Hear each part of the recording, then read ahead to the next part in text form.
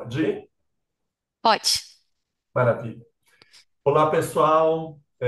Bom dia, boa tarde, boa noite. Meu nome é Milton Crenite, eu sou médico geriatra, colaborador do Serviço de Geriatria do Hospital das Clínicas, da Faculdade de Medicina da USP. E hoje vamos discutir um tema que é muito importante aí, seja para qualidade de vida, para promoção da saúde, garantia de direitos humanos. Vamos falar um pouquinho da promoção à saúde e promoção à saúde de pessoas trans 40 a mais, falando um pouquinho de saúde trans, envelhecimento trans, garantia de direitos, enfim, esses vão ser meus principais objetivos aqui com vocês. Eu começo um pouco com algumas frases de algumas pessoas trans. Vou contar um pouquinho o histórico dessas frases. Antes da gente estabelecer um ambulatório de promoção à saúde de pessoas trans que estamos desenvolvendo junto ao serviço de geriatria, fizemos uma pesquisa qualitativa com pessoas trans no Centro de Cidadania aqui em São Paulo, para saber o que pessoas trans enxergavam como um ambulatório acolhedor à diversidade. E aí, aqui algumas frases importantes, só para entender que é muito além do que a pessoa entrar pela porta da unidade onde a gente está atendendo. Então, frases como, nossa, um trato amoroso, poxa, vale a pena vir aqui. Ou, nós queremos respeito e não aceitação. Eu gosto de conversar com quem me entende. Ou, meu Deus, preciso ir ao banheiro, para pensar na questão também do banheiro, como uma dinâmica de barreira de acesso a pessoas trans. E mais uma vez, mais uma pessoa trans falando, um público que tem voz, que quer estudar, que tem sonhos. Então é a partir desse preâmbulo que eu vou começar a falar um pouquinho sobre promoção à saúde, promoção do envelhecimento de pessoas trans. Queria que a gente guardasse essas frases e respeitasse essas frases. Então, qual é a ideia de construir esse ambulatório, né? Então, atender pessoas trans, além disso, treinar em serviço, entendendo que estamos dentro de um centro de saúde escola, para capacitar e se educar em relação à diversidade, principalmente para um público que tem e sofre e enfrenta a falta de acesso à saúde.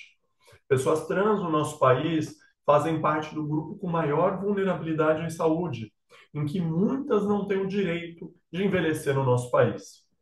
Quando a gente fala de envelhecimento de pessoas trans, muitas vezes a gente está falando de um envelhecimento com multimorbidades, com dificuldades sociais e psíquicas, com falta de garantia de direitos e mais uma coisa, quando a gente vai entender modelos, seja de saúde, medicina interna, clínica médica ou geriatria, todos os modelos baseados no envelhecimento são baseados no envelhecimento cisgênero, os quais são insuficientes para a gente entender o envelhecimento trans. Daí a ideia da gente ter mais pesquisas e entender mais esse processo.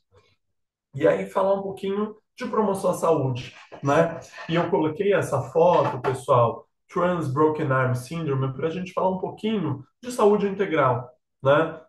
Então, o que que é a síndrome do braço quebrado da pessoa trans? Então, eu quero que vocês imaginem, por exemplo, uma pessoa trans que vai pintar uma parede da sua casa, subiu uma escada e caiu da escada, quebrou o braço, foi no pronto-socorro. E muitas vezes o que acontece com essas pessoas é que vão ao serviço de saúde e todos os profissionais da enfermagem, a medicina, todo mundo vai achar que tudo aquilo que está envolvendo a saúde da pessoa trans envolve o hormônio. Então é culpa do hormônio, que hormônio está usando, como se tudo da saúde trans envolvesse hormonização. Claro, hormonização para uma pessoa trans é uma questão muito importante, dependendo da pessoa, e claro, a gente vai falar das especificidades, mas é só o braço. Quero que a gente entenda que uma pessoa trans, assim como todos nós, não temos só um braço, é um corpo num braço, né? Então, a gente tem que falar de saúde integral, de promoção à saúde, de atividade física, de alimentação saudável, de saúde mental, de rastreio de doenças crônicas não transmissíveis. E se a gente continuar só falando de hormonização e prevenção de STs, a gente vai estar falando apenas do braço e não do todo. Então, essa é a grande coisa para a gente pensar. E aí eu quero que a gente pense um pouco qual o protocolo de atendimento, como que a gente vai atender melhor uma pessoa trans, seja para que ela se sinta acolhida no nosso serviço, tanto para a gente oferecer o melhor atendimento. Então, a primeira coisa é a gente lembrar de promoção da saúde integral, né? Então, não tem como a gente fazer clínica médica, geriatria ou qualquer área da medicina sem pensar numa saúde integral. E aqui uma receita de bolo que serve para todo mundo. A gente falar de atividade física, de saúde mental, de controle de doenças crônicas não transmissíveis, de screening ou rastreios quando indicados pela evidência científica, avaliação do sono, meditação para quem gosta, garantia dos acessos, avaliação da dieta, sociabilização e controle de estresse. Então, é muito importante que a gente fale dessa integralidade do cuidado e promova a saúde de uma maneira integral. Em relação a políticas públicas, já é lei respeito ao nome social. Então, né, o que a gente tem que falar, se você não vai respeitar o nome social porque é ético, você tem que respeitar porque é lei. Já existem normativas de respeito ao nome social da pessoa trans. Então, é importante a gente falar isso, é importante a gente reduzir as barreiras de acesso e também discutir a barreira até da hormonização. Antigamente, a hormonização ela dependia de um laudo psiquiátrico para que a pessoa pudesse iniciar a terapia hormonal. Mas isso ainda bem que se mudou através de muita luta, mostrando que não é o psiquiatra que vai falar se fulano ou ciclano é trans ou não é, é a própria pessoa. Então, o que que a gente vai ter que oferecer? É claro, a partir de avaliação de indicações e contraindicações, oferecer um termo de consentimento livre, esclarecido, né? Que essa pessoa leia, entenda, compreenda que existem modificações que são reversíveis, outras irreversíveis, e assim decida passar pelo processo de hormonização. E aqui a entender que já existem políticas públicas, mais ou menos há uns 10 anos, pelo Ministério da Saúde, e para quem tiver mais interesse em conhecer um pouquinho mais a fundo o protocolo de atendimento a pessoas trans no nosso município de São Paulo, esse documento da prefeitura está muito completo, está muito bom e está para download gratuito. É o protocolo de atendimento de pessoas trans e transexuais aqui no município de São Paulo. Então, quem tiver dúvida, a maior parte das informações contidas nessa aula eu tirei desse protocolo que está muito, muito bom. Então, eu vou falar um pouquinho sobre como que a gente faz a hormonização. Mais para frente, eu vou falar um pouquinho da questão dos rastreios. Para pessoas trans femininas, a hormonização a gente envolve duas medicações, tá? E claro, falar de hormonização, a gente envolveria aqui mais aulas para falar de indicações, contraindicações, mas é muito importante que qualquer hormonização, seja para uma pessoa trans feminina, para uma pessoa trans masculina, é muito importante que a gente avalie a saúde mental dela, as expectativas, se quanto tempo se está pensando. Só para garantir que a maior parte das pessoas trans já tem essa percepção da identidade de gênero há muito tempo, né? Então não é de hoje que começou isso. Então já é uma questão já aí de muito tempo, desde a infância, desde a adolescência. Então, contraindicação aí principal a elas vai ser câncer estrógeno dependente, antecedente, questões psiquiátricas que impeçam o julgamento e alguma doença cardiovascular instável, tá? Uma IC, classe funcional 3-4, uma isquemia recente, uma hipertensão aí descontrolada. Então, para pessoas trans femininas, basicamente a gente vai usar um estrógeno e um antiandrógeno. Estrógeno, basicamente, vai ser responsável por desenvolver as glândulas mamárias e redistribuir a gordura corporal, enquanto que o antiandrogênio vai diminuir o pelo, a oleosidade e um pouquinho da musculatura também pensando aí na estrutura corporal. Em relação aos estrógenos, a gente vai ter estrógeno oral e estrógeno tópico. A gente não vai usar nunca o etinil-estradiol, que é uma preparação aí muito presente em algumas pílulas anticoncepcionais, que algumas pessoas trans usam por conta própria. E antiandrógenos, o que a gente vai ter disponível no SUS é espironolactona, numa dose de 100 miligramas, atenção à hipercalemia, e a ciproterona. Comprimido é de 50, a gente tem usado uma dose cada vez menor, entendendo que doses pequenas de ciproterona já são suficientes para a gente bloquear a testosterona, tá? Então, aqui nesse slide eu coloquei algumas opções. O que está disponível em algumas farmácias do SUS é o valerato de estradiol, esse aí do meio, que a gente começa mais ou menos com 2 miligramas de valerato de estradiol e vai aumentando conforme o fenótipo da pessoa. Lembrando que, gente, não é de um mês para o outro, vai ser de 3 a 6 meses cada avaliação que a gente vai usar aí para saber se eu vou aumentar ou não a questão do estrogênio. Gosto muito dessa tabela e está disponível no protocolo, pessoal, que é o tempo esperado para as modificações corporais. Então, vocês podem ver que algumas modificações começam em 3 a 6 meses. E por isso que eu falei que a gente vai demorar de 3 a 6 meses para mexer nessas medicações que mexem no fenótipo da pessoa. Mas o efeito máximo esperado é de 3 a 5 anos. Então, eu gosto de mostrar, antes de começar a hormonização, essa tabela, porque a pessoa já alinha um pouco expectativa e realidade, a gente já vai trabalhando junto com a equipe de saúde mental para que as expectativas estejam alinhadas com a realidade, para que não gere mais frustração do que esse processo possa gerar, né? E para pessoas transmasculinas, eu também coloquei aqui um pouquinho a tabela dos efeitos, que também demoram aí basicamente de 3 a 6 meses, e efeito máximo até 5 anos, dos principais efeitos. E diferente da terapia para pessoas transfemininas, que envolve um estrógeno e um antiandrógeno, para pessoas transmasculinas, a terapia hormonal, a hormonização envolve principalmente a utilização da testosterona. Né? Então, a gente utiliza a testosterona, testosterona ou tópica ou injetável, tá? Que a gente vai ter as preparações, o cipionato de testosterona, que seria aquele que a gente usa de 2 a 3 semanas, e um decanoato, um decilato de testosterona, que é o Nebido ou Ormus, que é o que está disponível no SUS, que a gente usa a cada 3 meses, tá? Passado um pouco essa discussão de hormonização, e, pessoal, quem tiver dúvida, a gente discute, vamos debater. Eu acho muito importante a gente discutir um pouquinho sobre rastreios. Rastreios de doenças crônicas não transmissíveis e rastreios de neoplasias, tá?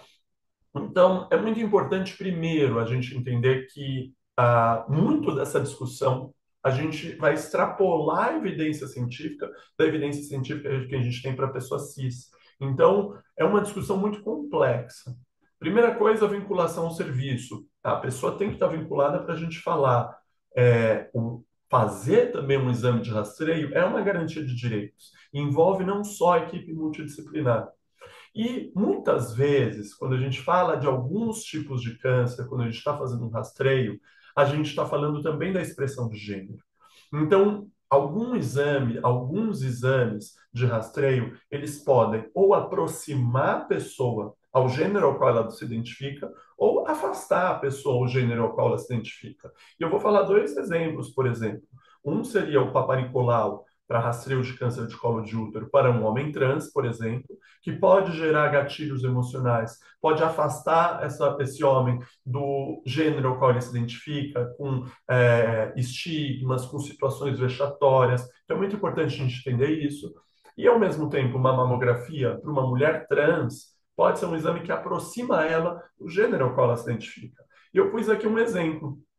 Se chegar no consultório de vocês, na clínica de vocês, uma mulher trans de 35 anos pedindo mamografia, ao invés de vocês falarem, você não precisa, isso não tem evidência, vocês têm que entender por que que ela está pedindo mamografia. Pode ser que ela está pedindo mamografia porque mulheres fazem mamografia, na cabeça dela ela quer mamografia para sentir mulher também, né?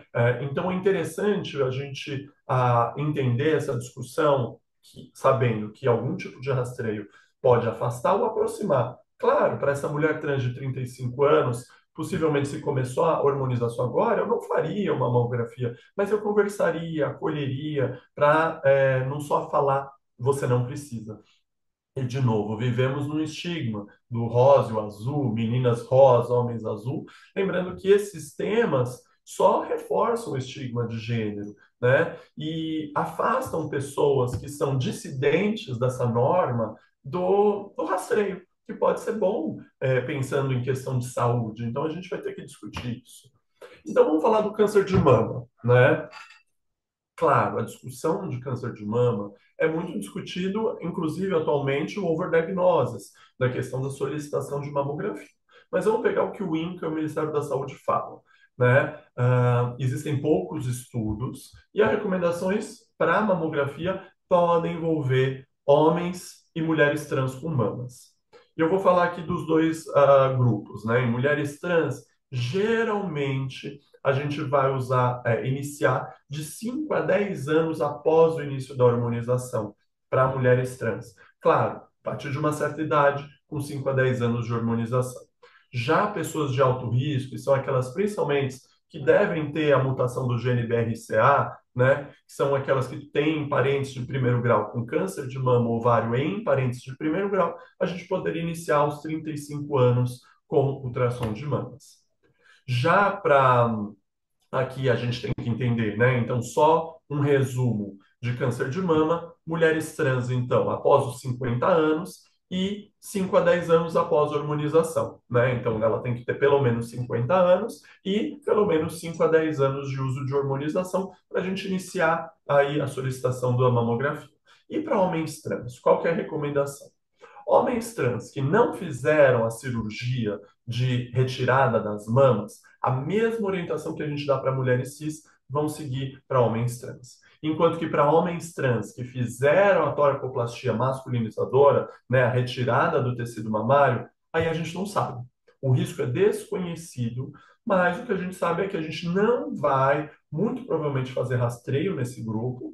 Talvez a gente vai fazer se tiver algum sintoma, tiver um grupo de maior risco, a gente faria um ultrassom, mas é muito discutível, porque você retirou aí quase todo o tecido mamário desse homem trans.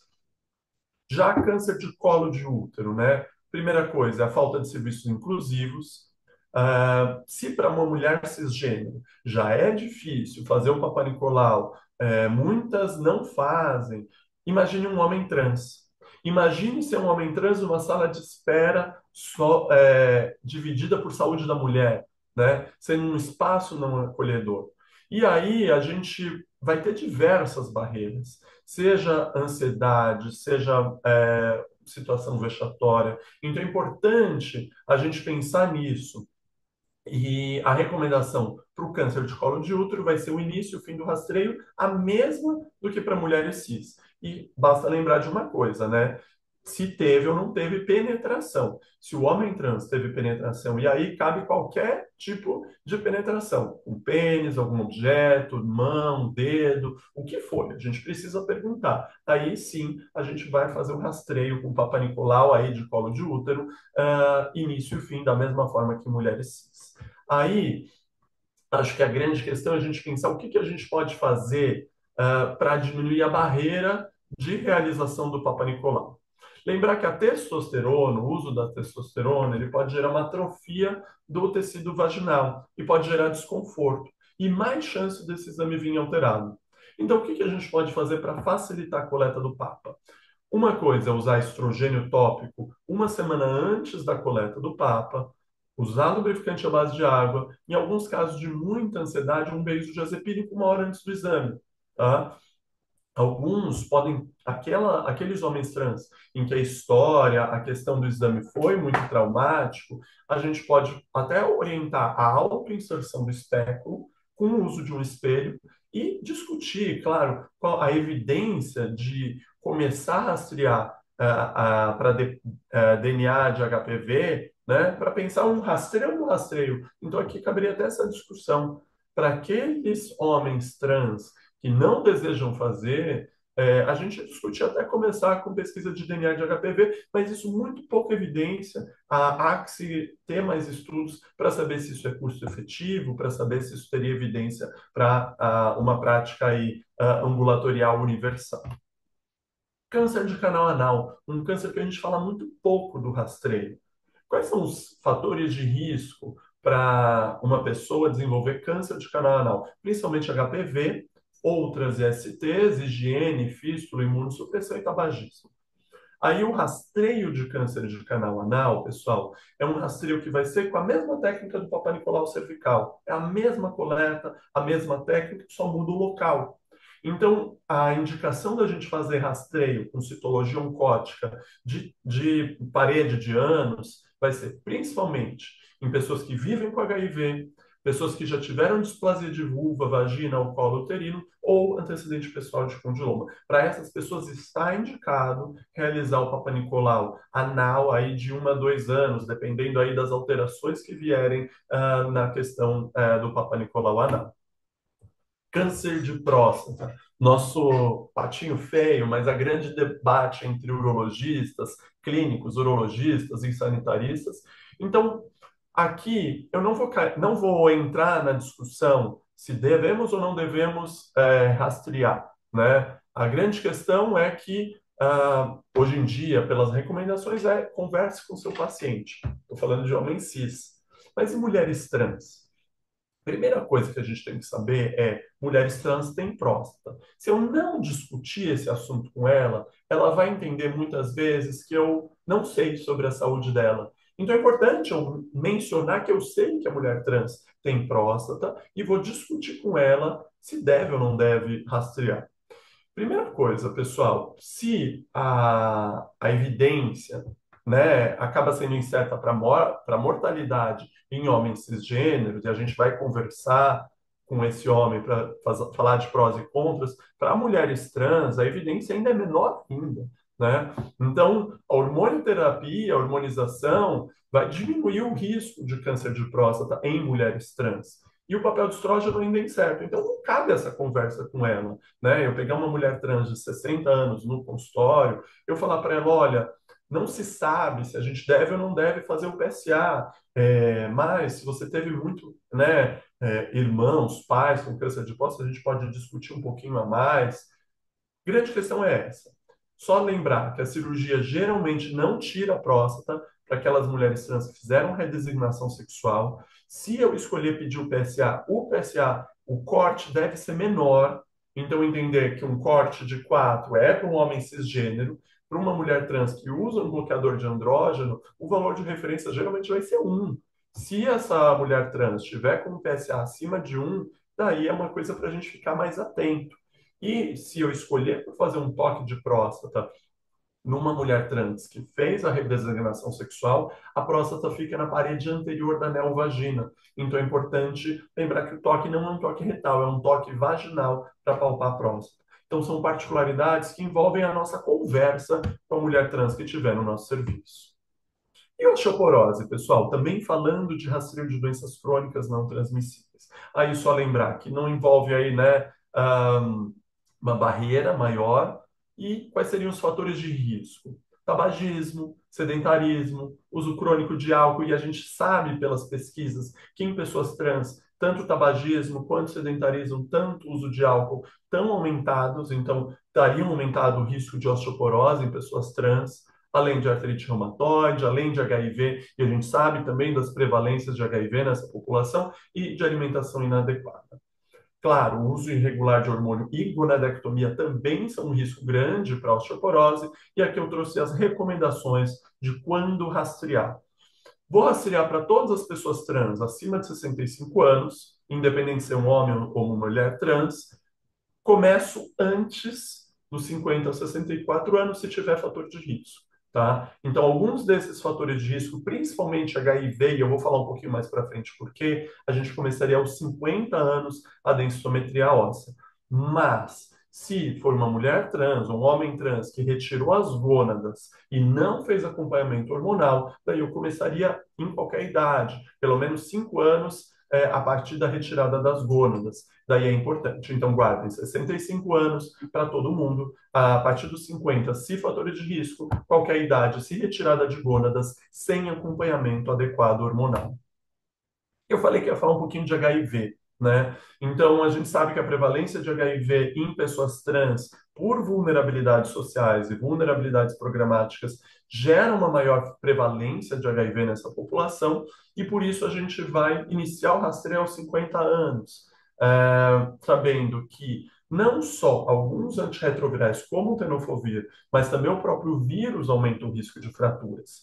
E aí, a gente vai não só rastrear, mas prevenir a osteoporose, seja com a densitometria óssea, mas falar de alimentação saudável, atividade física e também da cessação do tabagismo. Isso é importante. Eu quero falar um pouquinho do ambulatório, né? Então, estamos no Centro de Saúde Escola Geraldo Paula Souza, todas as sextas de manhã, tá? É uma UBS, então tem a vantagem de ser porta aberta, tá? Uma UBS é muito mais fácil do que o Hospital das Clínicas de chegar ao atendimento, por ser uma atenção primária. Isso é uma grande vantagem. A desvantagem é o território, né? Então, só podemos atender pessoas trans do território Lapa, Pinheiros, mas que tenham algum comprovante de residência ou até que estejam vinculadas ao Centro de Cidadania LGBT da Lapa. Então, existem algumas outras formas, além de residir ou trabalhar na região Lapa-Pinheiros, para ser atendido por nós. Temos uma equipe multidiversa, importante isso, entendendo que a gente vai fazer a promoção da saúde integral, com medicina, fisioterapia, fono, TO, psicologia, serviço social, enfim, uma equipe multi para a gente promover saúde. Pessoal, caminhando para o fim, envelhecimento ativo envolve essas questões. Envolve a gente falar muito de saúde integral, de promoção à saúde. Mas não é só isso. É participação social, é aprendizado, é segurança, segurança de ser quem você é, segurança de eu sair na rua e não apanhar, segurança de eu ter acesso a uma previdência. Então, envelhecer é tudo isso, é garantir tudo isso. Deixo aqui uma sugestão para quem quiser saber um pouquinho mais da década do envelhecimento saudável nas Américas. A gente tem que falar sobre como promover saúde, seja mudar a forma como a gente pensa, sente e age em relação ao envelhecimento, seja garantir que as comunidades promovam as capacidades das pessoas idosas, seja integrar cuidados de atenção primária à pessoa idosa e cuidados de longo prazo também. Mas se eu não trabalhar o preconceito, seja o racial, seja de identidade de gênero e orientação sexual, eu ainda vou manter a população marginalizada não envelhecendo. Então, não basta eu combater o etarismo ou o idadismo. Devemos continuar combatendo racismo, capacitismo, LGBTfobia, para que todas as pessoas possam ter o direito de envelhecer. Enquanto um grupo da nossa população não tem o direito ao envelhecimento, ninguém tem o direito a envelhecer. Então é importante que a gente garanta o acesso à saúde e garanta o direito ao envelhecimento. Deixo a sugestão desse livro. É um livro recente que a gente publicou, tá para download gratuito, chama Introdução às Velhices LGBTI+. Quem tiver interesse, está no Kindle gratuitamente para download. Mais um livro introdutório para ter um acesso um pouquinho mais sobre o envelhecimento LGBT.